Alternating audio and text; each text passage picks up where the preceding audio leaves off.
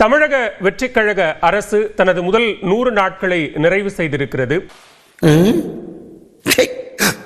100 நாள் தாவேக்காவோட ஆட்சி முடிய போகுது. ஸோ இப்போ இது சாதனையா சோதனையா அப்படின்னு நினைச்சா நீங்க என்ன சொல்வீங்க? எனக்கு தெரிஞ்ச வரைக்கும் மக்களுக்கு இது ஒரு சோதனையான காலம்தான். மறுபடியும் மூலம் சொல்லுங்க. எனக்கு தெரிஞ்ச வரைக்கும் மக்களுக்கு இது ஒரு சோதனையான காலம்தான். சாதனைன்னு சொல்றதுக்கு வேலை இல்லை. 100 நாள் கடந்துருச்சு. இந்த சொத்த காலம் எப்படி கடக்க போறாங்க நினைச்சா பயமா இருக்கு. நான் எங்கடா வந்தேன், நீதான்டா என்ன கூட்டின்னு வந்த.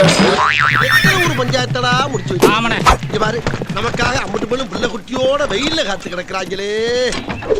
கேபிட்டல் தோழர்களுக்கு வணக்கம். கடந்த 2-3 மாதங்களாக இடதுசாரி சிந்தனை கொண்ட கருத்துக்களுடன் தாவேக்கா அரசை விமர்சிப்பதால் இந்த தாவேக்கா அரசு திட்டமிட்டு நமது சேனலை தொடர்ந்து முடக்கி வருகிறது. சாதி வெறிக்கு எதிராகவும் மதவெறிக்கு எதிராகவும் பெண் அடிமைத்தனத்துக்கு எதிராகவும் சவுக்கடி கொடுக்கும் விதமாக நாம் தொடர்ந்து ட்ரோல் செய்து வீடியோ போட்டு வருகிறோம். ஆனால் கடந்த 3 மாதங்களாக நமது சேனல் வியூவர்ஸ் போகாமல் இந்த தாவேக்கா அரசு தொடர்ந்து திட்டமிட்டு முடக்கி வருகிறது. ஆகையால் கேபிட்டல் நிதிநிலை மிகவும் மோசமாக பாதிக்கப்பட்டுள்ளது. மக்களுக்காக நிற்கும் எங்கள் சேனல், சமத்துவ கொள்கை கொண்ட எங்கள் சேனல் தொடர்ந்து பயணிக்க உங்கள் ஆதரவு எங்களுக்கு தேவைப்படுகிறது. உங்களால் முடிந்த சிறிய உதவி சூப்பர் தேங்க்ஸ் மூலம் அல்லது QR கோடு மூலம் ஸ்கேன் செய்து உங்களுடைய நிதியை செலுத்தலாம். உங்களுடைய சிறிய உதவி எங்கள் டீமுக்கு பெரும் பங்களிப்பும் உற்சாகத்தையும் கொடுக்கும். அது மட்டும் இல்லாமல் நீங்கள் பார்க்கும் வீடியோக்களை தயவுசெய்து கமெண்ட் செய்து அதிகமாக ஷேர் செய்யுங்கள். அப்படி செய்தால் எங்கள் சேனல் பல்க் ரிப்போர்ட், அதாவது ரூட் மாஃபியா ஜெகதீஷ் டீம் மூலம்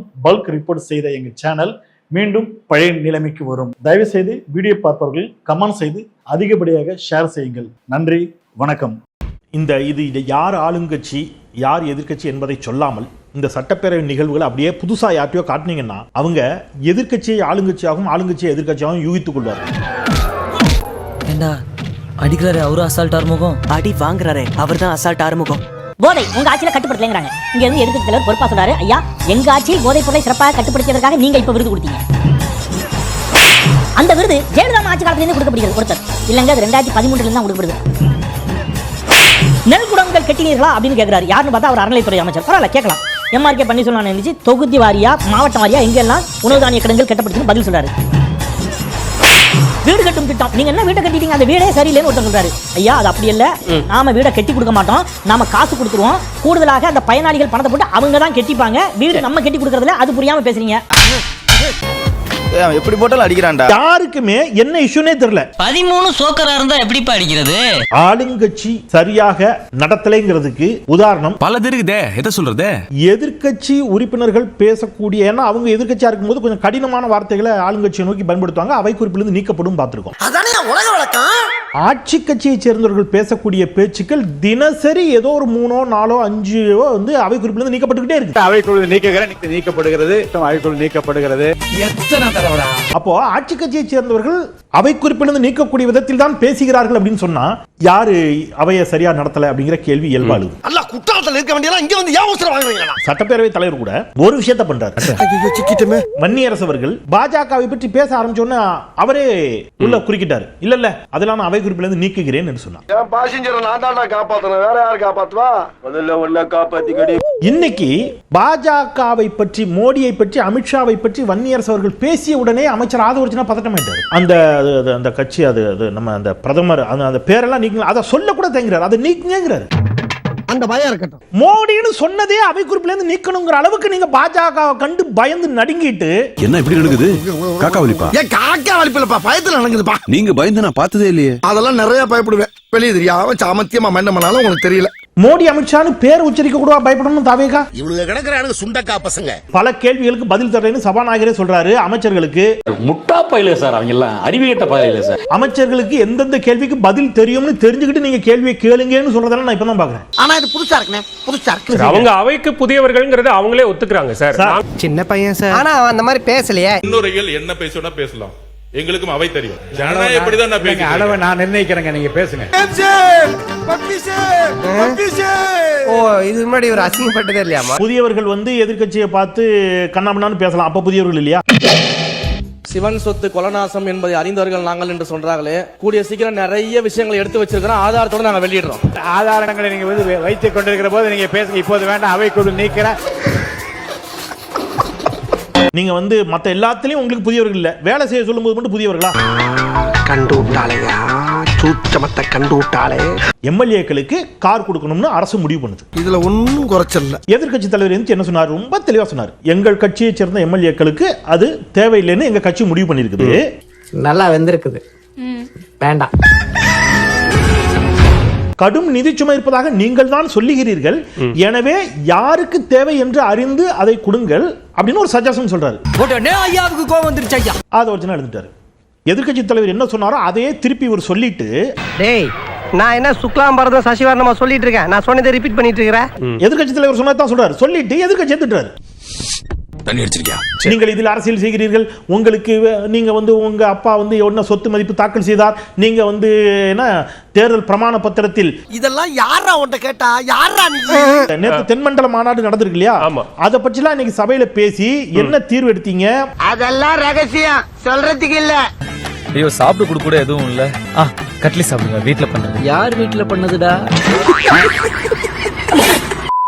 அமைச்சர்கள் உட்பட அநேகமாக செங்கோட்டையன் அவர்களை தவிர்த்து அனைவருமே புதியவர்கள். பரவாயில்ல, பெரிய கண்டுபிடிப்பதா. ஆகவே அவர்கள் வந்து ஒரு சில தவறுகள் செய்வதை என்னால் புரிந்து கொள்ள முடிகிறது.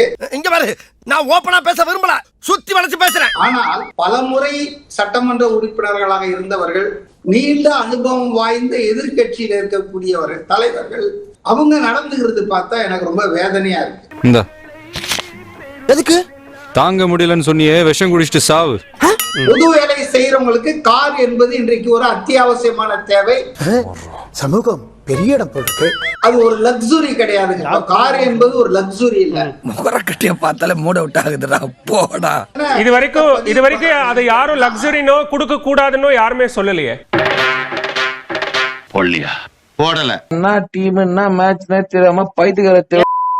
பொருளாதாரம் வந்து எப்படி இருக்குன்னு இந்த அரசாங்கமே ஒயிட் பேப்பர்ல சொல்லி இருக்காங்க. அப்ப செலவுகளை குறைக்க வேண்டிய பொறுப்பில் உள்ள, கடமையில் உள்ள, என்னடா இது ஓவரா இழுக்கிறான், கடமையில் உள்ள ஒரு ஆட்சி இது மாதிரி வந்து எல்லோருக்கும் என்று அறிவித்திருப்பதை தவறு என்று நான் கருதுகிறேன்.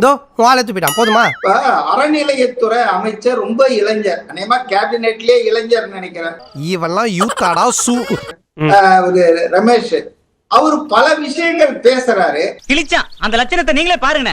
ரூல்ஸ் எல்லாம் ஃபாலோ பண்ணாங்க, அதெல்லாம் கரெக்ட் தான். ஆனா அதற்கு பின்னாடி மறைமுகமா என்னென்ன நடந்துச்சு அப்படிங்கிறது எல்லாமே எத்தனை அரங்காவலர்கள் தினம் என்னுடைய அலுவலகத்துக்கு வந்து கண்ணீர் விட்டு கதறிட்டு இருக்கிறாங்கன்றது எனக்கு மட்டும் தான் தெரியும். மறைமுகமா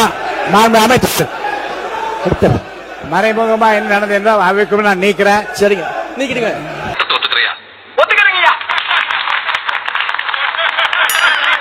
ஏதாவது ஒரு மக்கள் பிரச்சனையை தவிர தேவையில்லாத ஒரு பிரச்சனையை எதிர்கட்சிகள் திமுக பேசிச்சது அப்படின்னா பிரச்சனையை சொல்லி கரெக்டாங்க சொல்லுங்க. சொல்லு மாடு, சொல்லு மாடு மாடு மாடு மாடு. இந்த பக்கத்துல இருந்து எதெல்லாம் தேவையில்லாத பேசுறாங்கன்னு அடுக்கட்டுமா? சர்க்கார் படத்தை பத்தி சபையில பேசணுமா? புசி ஆனந்த் பேசுறாரு. சர்க்கார் என்ற ஒரு படத்துல ஒரு பேனரை கிழிக்காம இருந்திருந்தா இவங்க தான் திருப்பி வந்திருப்பாங்க. சர்க்கார் பட போஸ்டரை நீங்க கிழிச்சதுதான் பிரச்சனை. இந்த மொத்த பில்டிங்ல அது மட்டும் தான் உங்களுக்கு பிரச்சனை இருக்குல்ல. முதல்வர் விஜய் பட்ட கஷ்டங்களை விவரித்தார், அதுல என்ன தப்பு இருக்கு? என்னடா சொல்றாங்க? மக்கள் படுற கஷ்டங்கள் தானே சார் சட்டமன்றத்தில் பேசணும். அவர் மனம் விட்டு பேசினாருங்க. இல்ல மானிய கோரிக்கை பத்தி தான் பேசினாரான்னு கேக்குறேன். சார் இது என்ன சார் பேச்சு சார்? இப்ப மதிவாணன் பெரிய மனசோட பார்க்க மாட்டா, அப்பிடுவே. 3 மாதம் ஆயிருக்கிற ஒருத்தர் முதலமைச்சராகி அவருடைய புகழ் பாடுவதற்கு, பரணி பாடுவதற்கு எல்லாம் இருக்குது. அவரை பாடாம வேற யாரை பாடணும் மதிவாணன் ஐயா கேட்கிறாரு. என்னடா சொன்ன? அரை நூற்றாண்டு கால அனுபவம் கொண்ட முத்துவேல் கருணாநிதி ஸ்டாலின் பேசினா சேகர்பாபு ஏன் பேசுறாருன்னு கேக்குறாரு. பக்கத்துல அருவா இல்லையா, அவனை அப்படியே வெட்டிடுறேன். இன்னைக்கு ஒரு எம்எல்ஏ பேசுறாரு, எங்க அண்ணன் சிரிச்சுக்கதை பாத்துக்கிட்டே இருக்கலாம் போல இருக்கு, அவ்வளவு அழகா இருப்பாரு. இது ஒரு பொண்ணு சொல்லிருந்தாங்க, பட் நான் வந்து சந்தோஷப்பட்டிருப்பேன். பாபு நீங்க என்ன பண்றீங்க, இவ்வளவு ரசிக்கிறீங்க என்னைய? அழகுன்னு அழகு, அவ்வளவு அழகா இருப்பாரு, பார்க்க முடியல எங்களால. எங்களுக்கு ஒரு ஸ்கிரீன் வச்சு கொடுத்தீங்கன்னா அதை பார்க்கலாங்கிறாரு. ஆனா வச்சுட்டாங்கன்னு வச்சுக்கோங்க, அப்படி என்ன சொல்லுவாங்க, சார் எல்இடி ஸ்கிரீன் ஓடவே இல்லை சார், அது அப்படியே நிக்குது, ஸ்டக் ஆகி நிக்குதுமாங்க. அவரு ஆபரேட்டர் காலை 9:30 மணிலிருந்து பார்த்துட்டு இருக்க 12:30 மணி வரைக்கும் அசையாம ஆடாம அப்படி இருக்குது. அவன் ஆபரேட்டர் வந்து ஓடிட்டு தான் இருக்கு, பிளேயர்ல தான் வச்சுக்க நக்கல்யா அவனுக்கு. அதாவது உள்ளேயே ஒருத்தனை காவலுக்கு நிறுத்திடுறேன். உள்ளே ஆமா, அது மட்டும் இல்ல, எஸ்டிடி புத்துக்கு இல்லையா, அந்த மாதிரி ஒரு மிஷின் மாட்டிடுவோம். 3 நிமிஷத்துக்கு மேல எவனாவது வேஸ்டா உட்காந்துருந்தான்னா அது பி பி பின்னு சத்தம் போடும். அவன் அப்படி இருந்தானே 3 நிமிஷத்துக்கு மேல உட்காந்துருந்தான்னா உள்ள இருக்கானே அவன் உட்காந்து தூக்கி வெளியில போட்டுருவான். எப்படி நம்ம ஐடியா? முதலமைச்சர் என் டேபிள்ல இருக்கு, அத நான் எப்ப திறக்கிறனோ அப்ப ரொம்ப பிரச்சனை ஆயிடும்ன்ற மாதிரி பேசுறது அவருக்கு சட்டமன்ற நிகழ்வுகளில் இல்லாத அனுபவமின்மையை தான் அது காட்டு. என்னடா எங்க வீட்லயே அடிக்கிறீங்க எங்களை? வளர்த்த கடா நெஞ்சில பாயுதுன்னு கேள்விப்பட்டிருப்பேன். ஆனா நான் வளர்த்த கடாலாம் வாங்கிட்டானுங்க. ஸ்டார்ட் பண்ணு.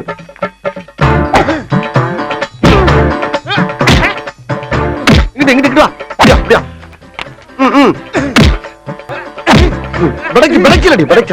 மண்டல மட்டும் அடிச்சிடாத, குலக்கேசல் உள்ள போயிருவேன்.